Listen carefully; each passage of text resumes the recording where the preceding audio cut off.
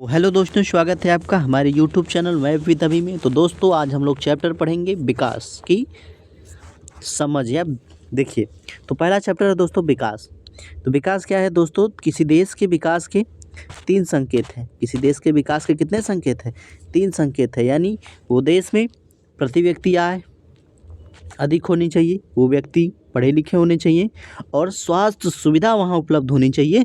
तो वो देश विकसित देश या विकास उस देश का हुआ रहेगा। देखिए आगे समझते हैं। जिस देश की प्रति व्यक्ति आय अधिक होगी, साक्षरता दर यानी पढ़े लिखे ज़्यादा होंगे और स्वास्थ्य सुविधाएं होंगी, ये देश क्या कहलाएगा? विकसित कहलाएगा। ठीक है। तो आगे देखिए दोस्तों, सरदार सरोवर बांध जो है वो नर्मदा नदी पर बना है। सरदार सरोवर बांध कहाँ बना है? तो ये नर्मदा नदी पर बना है। ये गुजरात पे बना है दोस्तों। यहीं पे स्टैच्यू हुआ है सरदार वल्लभ भाई पटेल की। इन्हीं के नाम से सरदार सरोवर बांध जो है बना है। विकास का जो अर्थ है दोस्तों, आर्थिक प्रगति के साथ समानता और स्वतंत्रता भी है। यानी विकास का अर्थ यही है कि उस देश के व्यक्ति को, देखिए उस देश के व्यक्ति को क्या होना चाहिए कि समानता और स्वतंत्रता भी मिलनी चाहिए। ठीक है। कार्य करने की समानता, स्वतंत्रता, उसको प्रत्येक कहीं आने जाने की स्वतंत्रता, तब वो क्या होगा? विकास का अर्थ ये भी है कि उस देश में व्यक्ति स्वतंत्रता, समानता और अच्छा जीवन व्यतीत करे। उस देश का व्यक्ति कैसा हो? विकास का अर्थ प्रगति के साथ ही समानता उसके साथ हो। ये नहीं कि उसके साथ भेदभाव हो, उसको स्वतंत्रता मिले। ठीक है। तो विकास के अर्थ की प्रगति के साथ ही समानता और स्वतंत्रता भी है। देखिए विभिन्न देशों में विकास की तुलना का प्रमुख आधार जो है प्रति व्यक्ति आय है। ठीक है। विभिन्न देशों की तुलना का एक प्रमुख आधार क्या है? प्रति व्यक्ति आय है। अगर जिस देश की प्रति व्यक्ति आय अधिक रहेगी तो उस देश के व्यक्ति क्या माने जाएंगे? उस देश को क्या माना जाएगा? उस देश को विकसित माना जाएगा। आगे समझते हैं दोस्तों। विभिन्न देशों के विकास की तुलना एक अन्य आधार औसत साक्षरता दर है। यानी उस देश में कितने औसतन व्यक्ति पढ़े लिखे हैं। ठीक है। किसी देश के विकास की तुलना का एक अन्य माप कौन करता है? औसत साक्षरता दर। यानी उस देश के कितने व्यक्ति जो है पढ़े लिखे हैं। और समझते हैं, देश की स्वास्थ्य सुविधा उपलब्ध करके उसे विकसित या अविकसित होने को दर्शाता है। यानी उस देश की स्वास्थ्य सुविधा अच्छी होनी चाहिए। अगर स्वास्थ्य सुविधा अच्छी है तो देश विकसित माना जाएगा। अगर स्वास्थ्य सुविधा अच्छी नहीं है तो उस देश को क्या माना जाएगा? अविकसित माना जाएगा। आगे समझते हैं दोस्तों।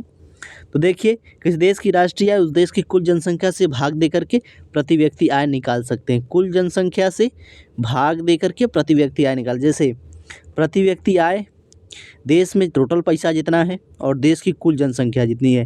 ठीक है। तो क्या हो जाएगा दोस्तों? तो ये हमारा हो जाएगा प्रति व्यक्ति आय। जैसे हमारे देश की कुल जनसंख्या 1000 है, बात समझते हैं, और देश की कुल जनसंख्या है मान लेते हैं 10 लोग। ठीक है। तो यहाँ से ये डिवाइड हो जाएगा। तो प्रति व्यक्ति आय कितना है? तो 100 है। यानी एक व्यक्ति कितना कमा रहा है? एक व्यक्ति 100 रुपया कमाएगा।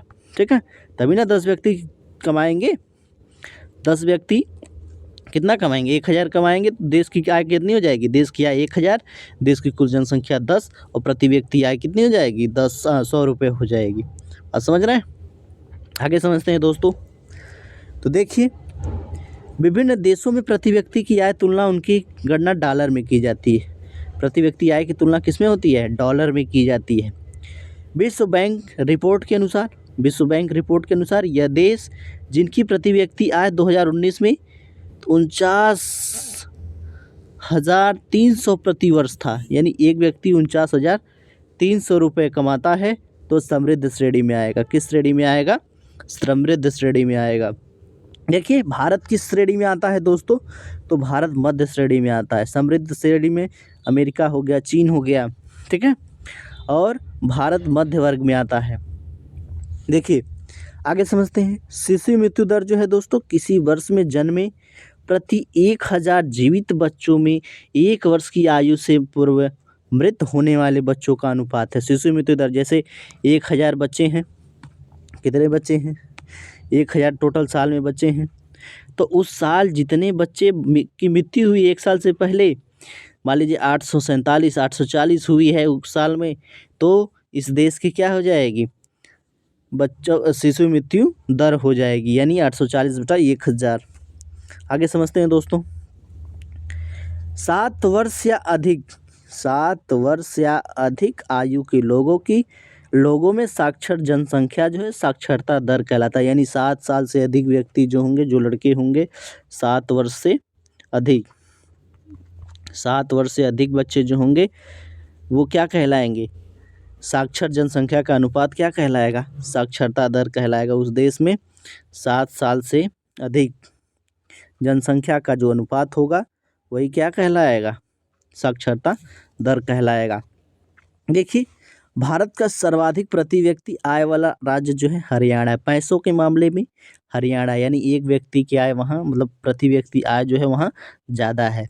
लेकिन सबसे ज़्यादा पढ़े लिखे व्यक्ति जो है वो केरल में। सर्वाधिक साक्षरता वाला राज्य कौन सा है, तो केरल है। देखिए, केरल में स्वास्थ्य सुविधा एवं शिक्षा मौलिक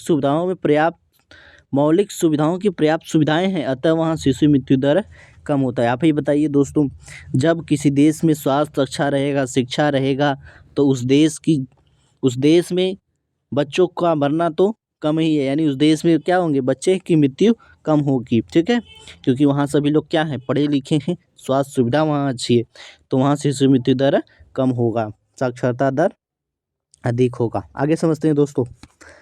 HDI का अर्थ है मानव विकास सूचकांक। HDI के प्रमुख सूचक कौन कौन से हैं, तो प्रति व्यक्ति आय है, जीवन प्रत्याशा है, औसत साक्षरता दर है।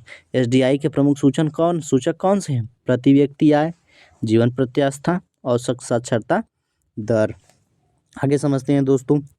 भूमिगत जल एक नवीनकरणीय संसाधन है। भूमिगत जल कैसा संसाधन है, नवीनकरणीय संसाधनों का अर्थ है कि उस संसाधनों को पूरा प्रकृति पूरी करती है। उन संसाधनों को कौन पूरा करता है, तो प्रकृति, उन संसाधनों को प्रकृति पूरा करती है। ठीक है, आगे समझते हैं दोस्तों। कच्चा तेल जो है गैर नवीनकरणीय संसाधन, यानी उसमें एक बार उपयोग के बाद वो समाप्त हो जाएगा। गैर नवीनकरणीय संसाधन का अर्थ है दोस्तों कि वर्षों के प्रयोग के बाद वो क्या हो जाएगा, समाप्त हो जाएगा। ठीक है, तो देखिए आगे, भारत कच्चे तेल का आयातन है, भारत कच्चे तेल का क्या है, आयातक है। ठीक है, प्राकृतिक संसाधनों का विवेकपूर्ण दोहन धाड़ी विकास है। ठीक है, कौन सा विकास है, तो धाड़ी विकास है। जीवन प्रत्याशा क्या होती है, किसी व्यक्ति के औसत जीवन काल का सांख्यिकीय अनुपात, किसी व्यक्ति के औसत जीवन काल का सांख्यिकीय अनुपात। देखिए, सार्वजनिक सुविधाएं उपलब्ध कराना सरकार का दायित्व होता है, यानी सार्वजनिक सुविधा जैसे हमको मिल रही है तो किसका दायित्व होगा, वो सरकार का दायित्व होगा कि हमको सार्वजनिक सुविधाएं जो है मिलनी चाहिए। जैसे हम लोगों को कोटा मिलता है ना, चावल, गेहूँ, चीनी, तेल, तो ये सब कौन देता है, ये सार्वजनिक सुविधा उपलब्ध कराना सरकार का दायित्व है। आगे समझते हैं दोस्तों। वायु प्रदूषण का मुख्य कारण जो है उद्योग, कारखाना, परिवहन, संसाधनों का जो धुआं है, यानी वायु प्रदूषण का कारण क्या है, उद्योग, कारखाना, परिवहन के जो साधनों का धुआं है वही क्या है, वायु प्रदूषण के कारण है। आगे समझते हैं दोस्तों। आणविक संरचनाओं में परिवर्तन विकास के साथ साथ ही पर्यावरण की क्षति का कारण भी है। आणविक संरचनाओं में परिवर्तन विकास के साथ साथ ही क्या है, पर्यावरण की क्षति का कारण है। मानव विकास रिपोर्ट UNDP प्रकाशित करता है। मानव विकास रिपोर्ट कौन प्रकाशित करता है, UNDP। UNDP का पूर्ण रूप क्या है, UNDP का पूर्ण रूप है संयुक्त राष्ट्र संघ विकास कार्यक्रम।